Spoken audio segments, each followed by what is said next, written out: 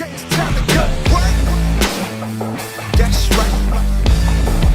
That's right.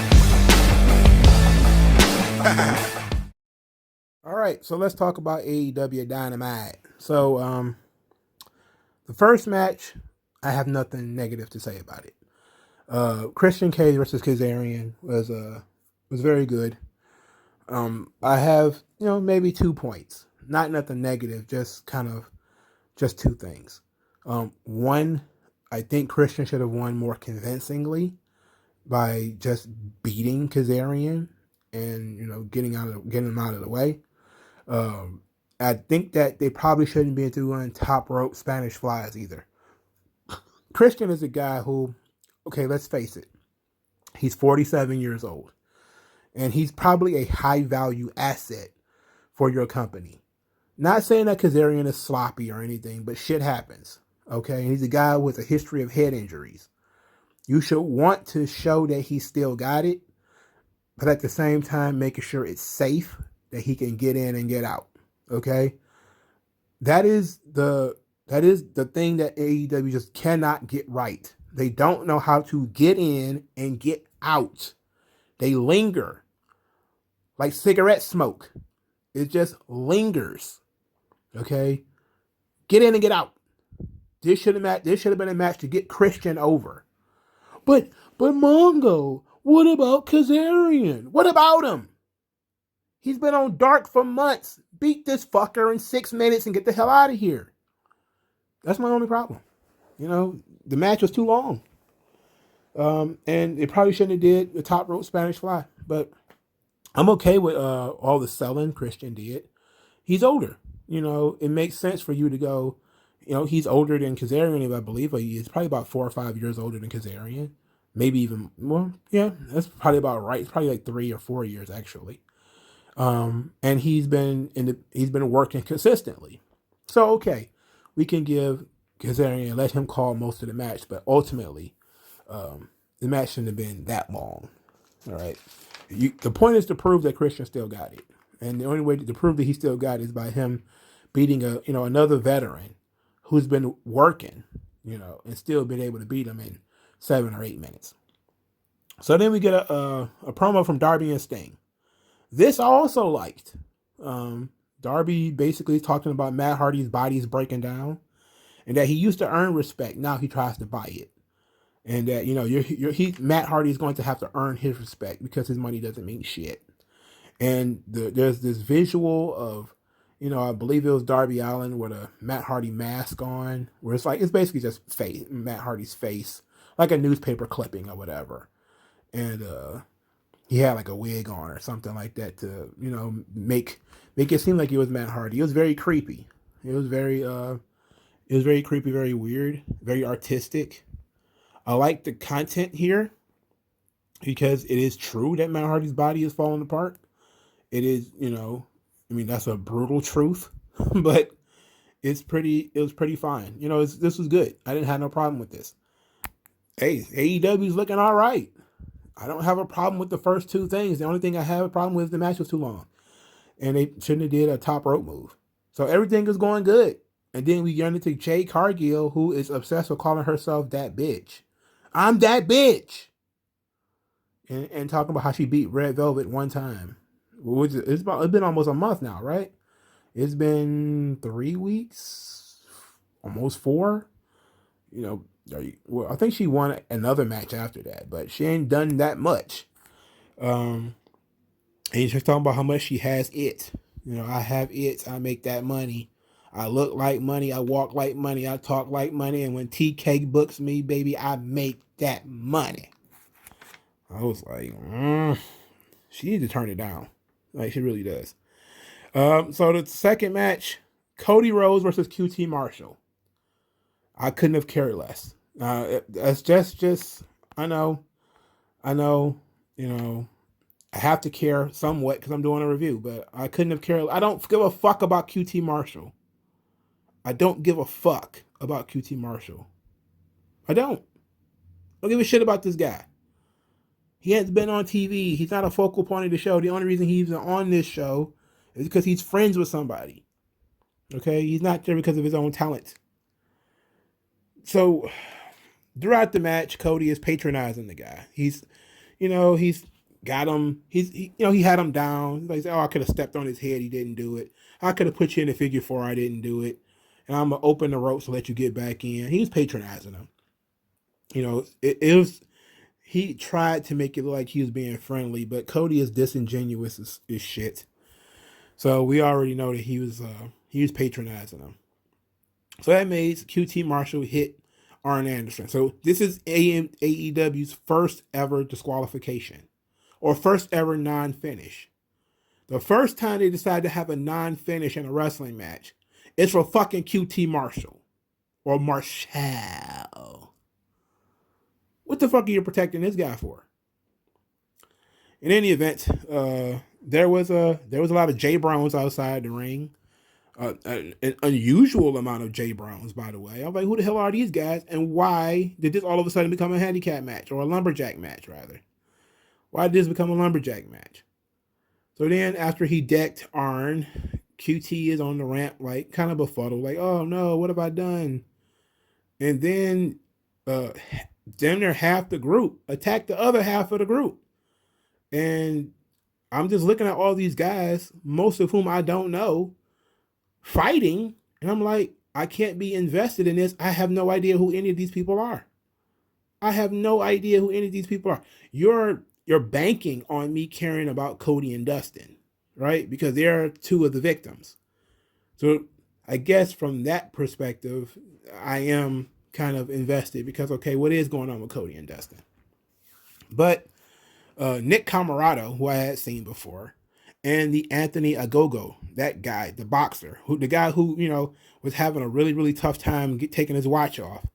I mean, in the time it took him to take that fucking watch off, he could have made Cody fucking breakfast. Flip some pancakes, scramble some fucking eggs. Like, dude, get your fucking watch off or just punch him with the watch on. We're on time here, get it together. But Nick Camarado and Anthony Agogo, at least I'm pretty sure that's his name, the boxer. They seem to be pretty good, and I'm not talking about like they have a great in-ring skills. I've never seen Anthony Agogo wrestle, but I'm looking at his profile, I'm looking at his size, and I'm looking at how he carries himself. I like it. All right, if he got a personality, he can go places. If Nick Camarado, who looks like a barbarian, if he got a personality, and can talk, or even just get a mouthpiece, he could go places. Those are the only two guys I looked at in this whole thing and was like, okay, these guys might have a future. Otherwise, and then when you say that, you still have to ask the question, why are they teaming up with QT Marshall? Like, I get that they're saying like, I think the official story is that QT Marshall's students, his half of the Nightmare Academy, is destroying Cody's half of the Nightmare Academy. I'm guessing that's where we're going with here. I just don't say that I don't care. None of these people are really on TV like that. But they took time to show everybody getting their just desserts, which I actually do appreciate this when it comes to AEW. They take some time to show like, okay, we're going to go. It's very choreographed because, usually it's not everything happening at once. It's, people specifically waiting for their turn to do stuff. But I at least appreciate that they want you to see when things are happening. So, Big Shotty, who is neither big nor shoddy, got powerbombed over the top rope onto the ramp. That looked specifically pretty brutal. The Excalibur filled in the blank there by saying, oh, well, when Shoddy Lee first got, whatever his fucking name, what's his name? Lee Johnson? Okay. When he got his first win, he thanked the Rhodes family, but he did not thank QT Marshall. So is that why he's doing this? He didn't thank QT Marshall. Okay. I can buy that he would be jealous about that, he would be angry about that. I can buy that. Cody gets beaten down and Anthony Agogo just punches him in the stomach. And then Dustin is beaten bloody with a chair. Arn had his arm bent over the barricade. It was very, very gently done. Then Dustin was power drived on top of a stack of stairs on the ramp, and they were going to do the same thing to Cody. And then Red Velvet came out to stop it. These guys are your friends. It's like clearly he just power drive the motherfucker on these stairs. They're not friends. Clearly they're not friends anymore. You're late to the party. You didn't get the memo. Were you not watching the show? Friends don't power drive friends on steel stairs.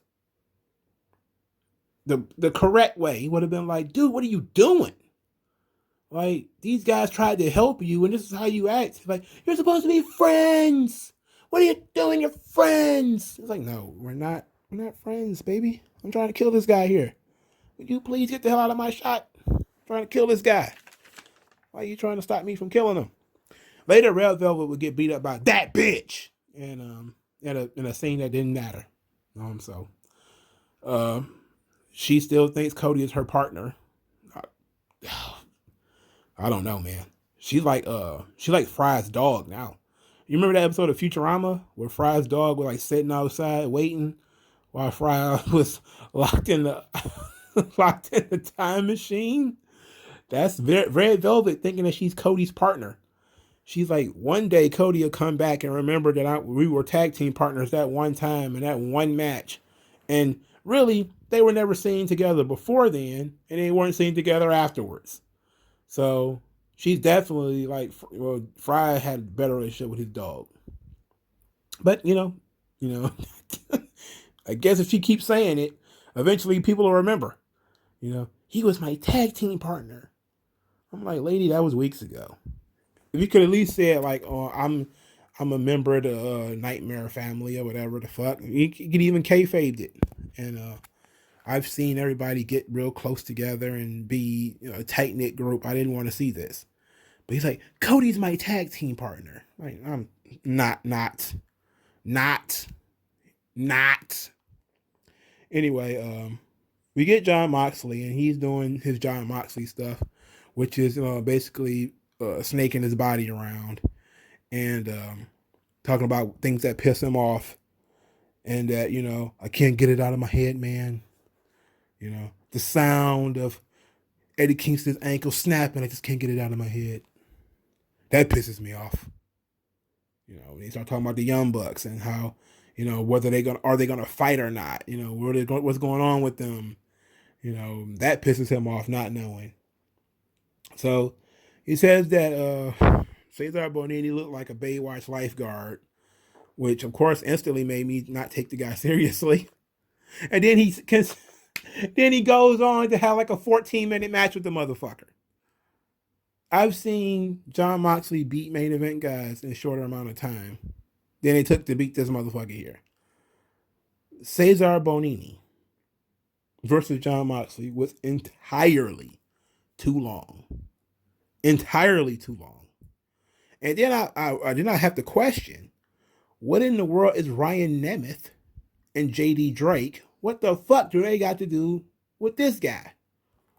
I've never seen JD Drake on NXT, not on AEW. I didn't know he was there.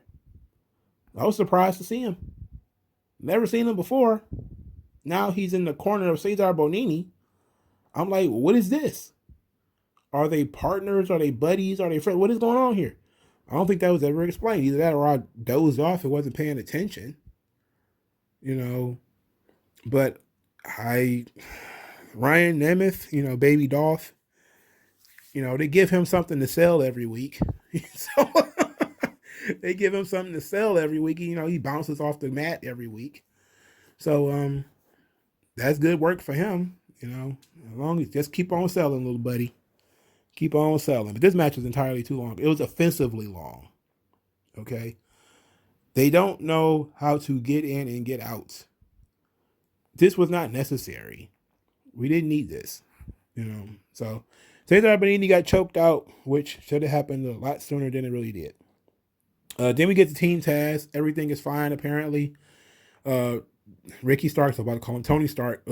Ricky Starks Comes out talking about, oh yeah, our match on Dark. We had a tag team match on Dark. I'm like, oh well, great, fantastic, top notch shit. And talking about, well, it felt like the old Team Taz, like like everything was good again. And he's like, but I want to know what Cage thinks. And Cage is like, you know what I think? That's a first. If you tagged me in sooner, we would have won sooner. And then, of course, Ricky Starks sits down and crosses his legs. And Taz is like, okay. Everything is good here. Everything is good here. Everything's fine in Team Taz. Everything's fine in Team Taz. And I'm like, ow, this sucks. Look, there's a reason we used to call Brian Cage Brain Cage, okay? There was a reason we used to call that motherfucker that. And it's pretty obvious. He has no future. He's not going anywhere. And I wanted, does Hook even have a face? Like, Hook is like the Invisible Man. Like, he's just sitting there, never saying anything, never really doing anything. He's just present. Sometimes I think he's asleep. Like, I thought he was asleep during this promo. The way he was sitting there with that hat, like, real dipped real low on his face. I'm like, that motherfucker asleep. Either that or, he playing Gallagher. One of the two. And Will Hobbs is just sitting there too, big for no reason, taking up space for no reason. I don't think he's done shit since he turned to Team Taz. Has he done anything? No. He hasn't done anything. So, like, we're in a situation now where we're kind of like, these two guys are just hanger-ons. Like, there's just extra branches on the tree. They serve no real purpose. They have no voice. They have no character. Nothing's going on with them. They don't wrestle. At least they don't wrestle on TV where I see it. Because Dynamite is the only thing that matters, really. So, I don't know. But, Brain Cage needs to fuck off. Period. So, then we get MJF and the Pinnacle. So, just when we thought MJF was done doing comedy, he's back to doing comedy. Because, you should have known he was back doing comedy because Chris Jericho came back.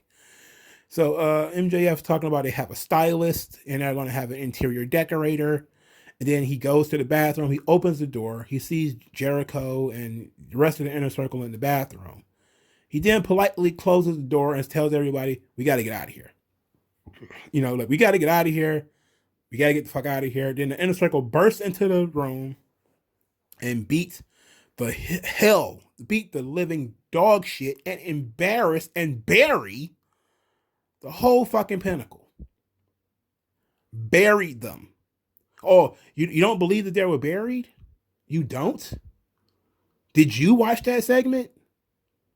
Could you imagine the Horsemen being flattened like that? One of these motherfuckers got a swirly. He got his face put in the toilet. This is the leader of the team. He got his face put in a toilet. He got his head thrown through a vending machine. This is next level. This was a burial. They beat Dax bloody. He was begging them to stop. Dude crushed Sean Spears' head in the door. He was dead. Wardlow got slammed through a massage table. He was dead. They killed these guys. They didn't just get their revenge and then the Pinnacle flee like heels, like cowardly heels, which would have made more sense. You come in, boom, boom, boom, bump them a couple of times, they slide out of the ring and they run off. Okay. They went in there and murdered these guys. They murdered them. He put his face in the toilet. Jericho put MJF's face in a toilet and gave him a swirly. Bro, they buried these fucking guys. Okay? These guys are dead. They're dead. Whatever you thought about the Pinnacle, it's over. All right? It's over. Hey, could you imagine if WWE would have did that to Retribution? Or if they'd have did that to the Hurt Business? They'd have beat these guys down 2 weeks into their fucking run? beat the dog shit out of them, had them begging and pleading and dunking them in ice baths and throwing their heads through vending machines, beating them with director's chairs, just embarrassing them, wrecking these guys. We never would have heard the end of it. This group was touted as the next horseman just 2 weeks ago. Just last week, as a matter of fact. And they're already getting beat up. I'm sorry, dog. I'm not one to throw around that whole, well, they got buried and got, no. When you get a swirly, ain't no coming back from that. Sorry. You know, look, it's too soon for them to be getting beat up, period. But I can understand the inner circle coming with a fiery comeback. They come back, and maybe they could have been in the ring cutting a promo, and then the inner circle charged the ring. Like I said, they deck it out a little bit. They bump the heels, boom, boom, boom, and they just roll out of the ring and they run off. And that could have been, get your cowardly asses back here. We ain't done with you. It's like the Pinnacle only survived that whole ordeal in the locker room because the inner circle allowed it. But now you have to ask the question, why did they allow it? And then they literally dragged MJF out of the locker room, threw the Pinnacle's shit off the wall, and put their shit back on the wall. Killed them, dead. Man, they're dead as fucking Elvis. They're dead as Genghis fucking Khan. There's no way. The heat's gone. It's not a situation where, oh well, there's still heat there. It's like, what more can they do? Decapitate these motherfuckers?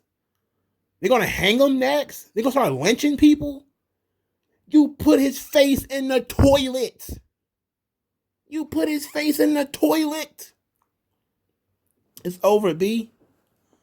It's done. What's done is done. It's over. I don't know what more to say. I was stunned that they did this. And I was stunned that they did it so soon. And guess what? So what? It is what it is. I don't like Shawn Spears anyway. Whatever.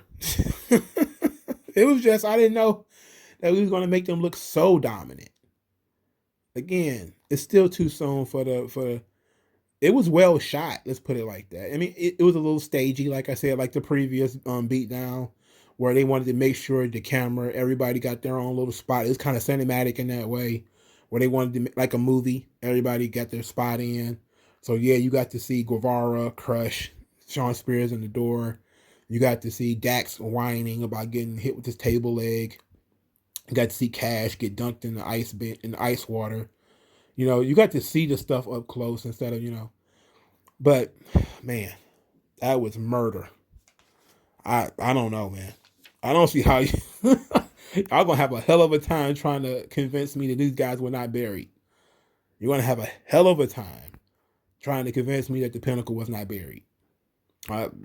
It is what it is. You put a goddamn guy's face in the toilet and then throw his head through a vending machine, call him a son of a bitch, drag him across the goddamn hall and throw him out a room.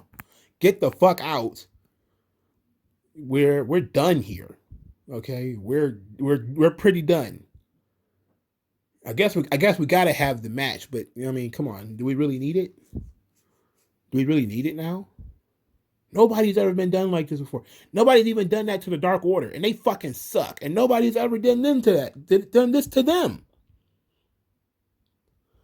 I don't know when the last time I saw a group burial. This was like Casino. This was like watching Nikki and his brother get beat with bats in a casino. It's like, yeah, they kind of deserved it, but at least in that movie, they took some time where, you hated Nikki by the third or fourth scene he was in. By the end of the movie, you was ready for something bad to happen to him.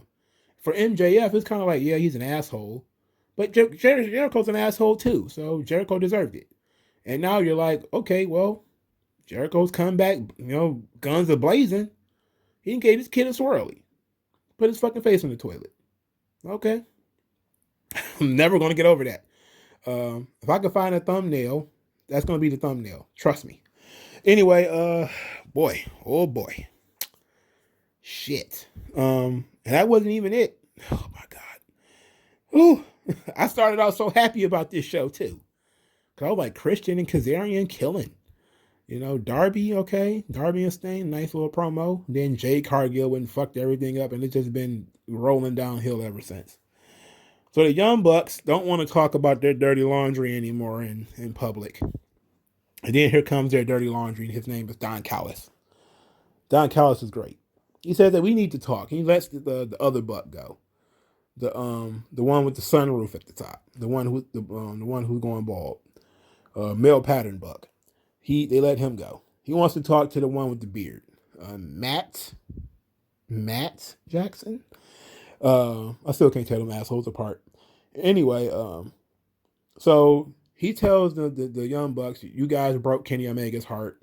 He chose you over, big money in his fans in Japan and big money opportunities otherwhere. And you guys, didn't stand up for him when he needed it. And that sucks. You guys are dead inside. All you care about is money. And I hope you guys, don't feel anything. You guys are heartless. And then he slapped him. He says that was going to make you feel something. And of course, Matt grabbed him he's like, oh, you're going to hit me? You're going to hit me? Go ahead, hit me. And then Matt, for some reason, was just okay with being slapped and didn't retaliate. Didn't retaliate at all.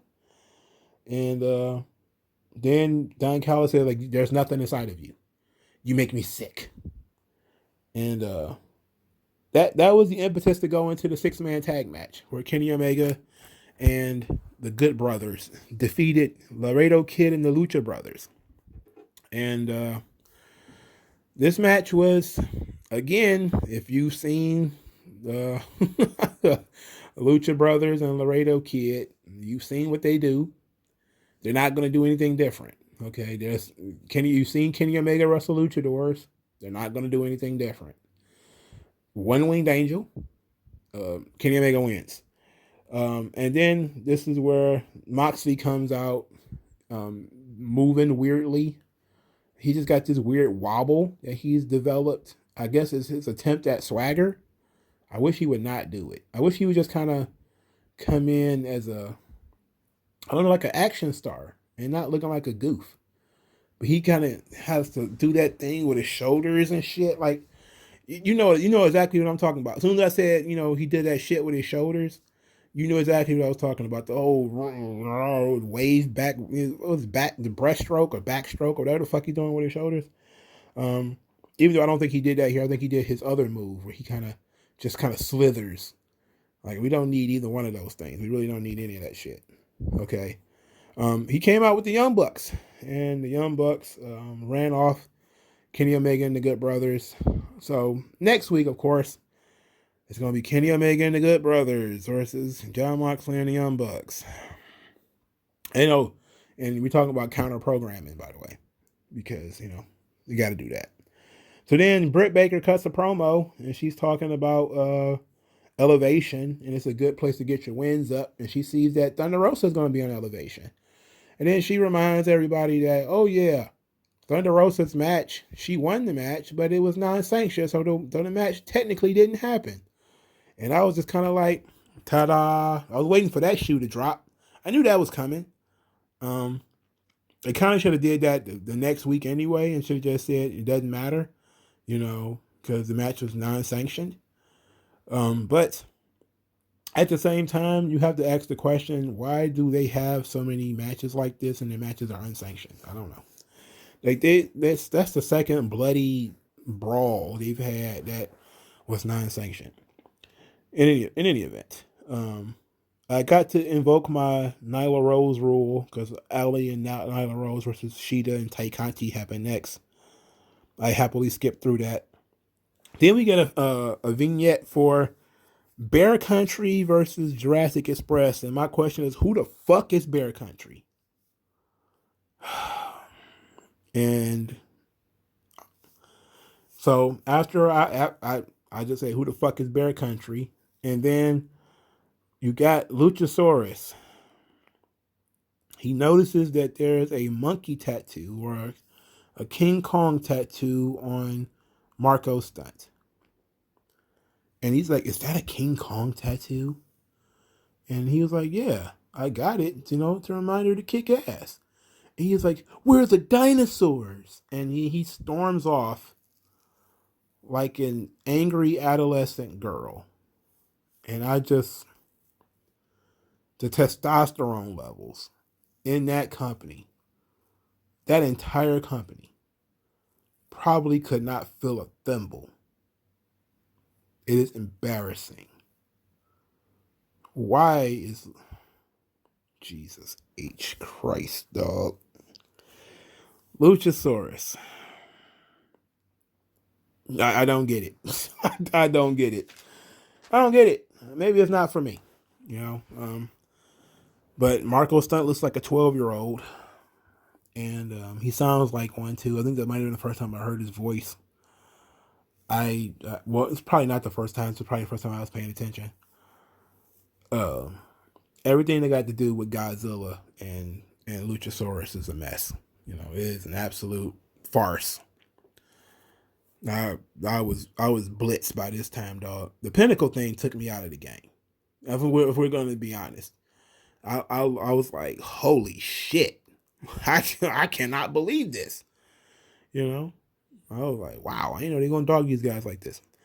Then the main event, Arcade Anarchy, which was a by God no disqualification match. That's all it was. And there were no special rules. It was falls count anywhere, no disqualifications, and shitty arcade machines all around the ring. And this match, I struggled with the old hat on a hat saying. It's like, Jim Cornette say something like, you put a hat on a hat. And I would think about that. Like sometimes, wearing two hats doesn't make any sense. Wearing two jackets, though, kind of does. It's not always a situation where, wearing two of a thing is bad. But in this situation, you're talking about a homeless man. When you got a homeless man, you wear all your clothes at once. That's kind of how AEW booked this match. They just put on all their clothes at once. And because this match really didn't have anything, they were trying to book it in a way where Miro could lose and not look bad. So they threw everything at this match. Still made Miro look like shit.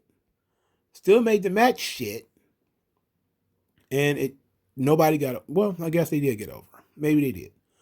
If you are in a low testosterone, arrested development, you're still a teenager at 25 or 28 or 36, I guess this match was for you. There was whack-a-mole, air hockey, nothing wrong with any of that stuff.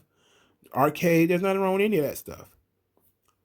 But when somebody is popping out of the claw machine and it's an alien in a claw machine, and just so happens that the woman was interfering in the match, so the alien could pop up out of the claw machine to then do a dangerous spot after she just got done with surgery. She just had surgery, just had rehab. Hey, go jump off the ring apron. What?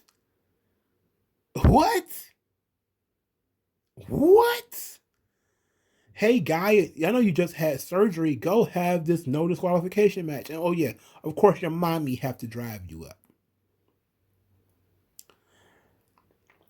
This was stupid.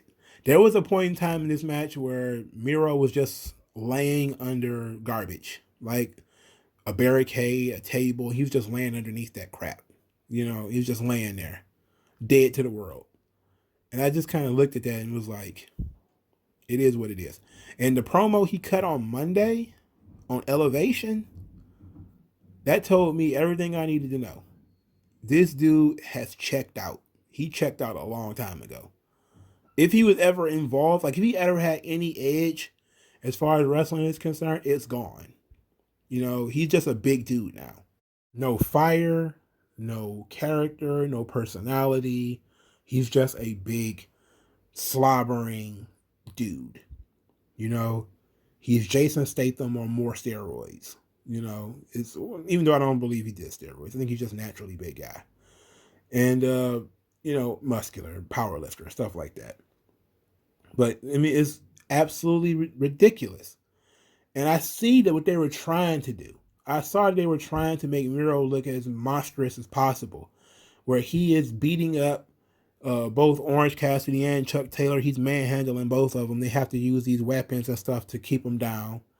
And then, you know, he fights back from underneath all of that. And then he beats them up again. And now they have to add a third person in Trent in order to stop Miro. And then he still beats them up.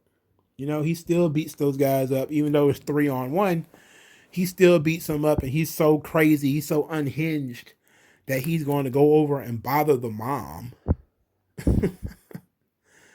And then, you know, that distraction, of course, ends up costing him the match because now, you know, Trent can spear him through the table, and then there's a running power slam from the ramp to the table on Kip, and Kip gets pinned, you know, because that makes sense.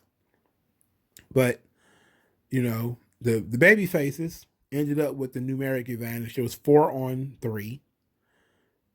They had 2 run-ins for the baby faces, no run-ins for the heels. So I mean, I don't know. Like, I don't. They overbooked the shit out of this match, and there was nothing. I was more disappointed that in the lack of arcade in the arcade anarchy. A lot of anarchy because people were just coming and going as they pleased. But you know, and look, I'm not even mad at the Chris Statlander thing. I think Chris Statlander was an interesting twist to put into this match. I just think that she should have just came out to the ring with them. You know, it would have been like, let her get that entrance. You know, like I noticed, oh, the pop though, when she, you know, shows up inside the machine. I'm like, sure, but she still has to be inside the machine. That means you have to set up this spot where Penelope Ford is going to interfere. And then as Penelope Ford interferes, she's got to walk past this machine. And then somebody's going to have to give her a cue while she's in this machine. And she has to then pop up and then scare Penelope Ford and then bust down the windows. It would have been a lot easier if Penelope Ford was, you know, they had pretty much stopped during their entrance and they kind of sat down and they kind of waved like, come on, like we see it's 3 of y'all, it's going to be 3 of us. And then they wave and wave and wave. And then Chris Statlander's music plays and she gets that big heroic, you know, celebration, and she gets to come out and she takes out Penelope Ford at the beginning so that she won't be, you know, an interruption to this match. That would have been so much better. You know, they tried to go for surprise. But now you have to explain why the bitch was in the goddamn claw machine. How did she get in there? Why was she in there? How did she know when to pop up? I mean, these are logical questions. Like see, you know how people get smart when you're talking about WWE? I hate to do this. I hate to call people hypocrites because it doesn't change their behavior. But I just want to do this just one time. The second time, because I think I did it earlier when I talked about the Pinnacle. Remember when WWE, you know, when Shane McMahon slimed Braun Strowman, stupid as that was, there was a lot of people saying, like, why would there be slime under the ring? In what world would there be slime under the ring? Like, that's a legitimate question. Why did we need slime under the ring? You know, is it always under there? No. But it stands to reason that Shane McMahon, being the boss, would say, put these buckets under the ring. And then some Jay Brown who works on the ring crew puts the fucking buckets under the ring because his boss told him to. Did Tony Khan say, put this bitch in the claw machine, and then somebody just like, well, you gotta get in the claw machine, and just dumped her in there? Like, is that how that went?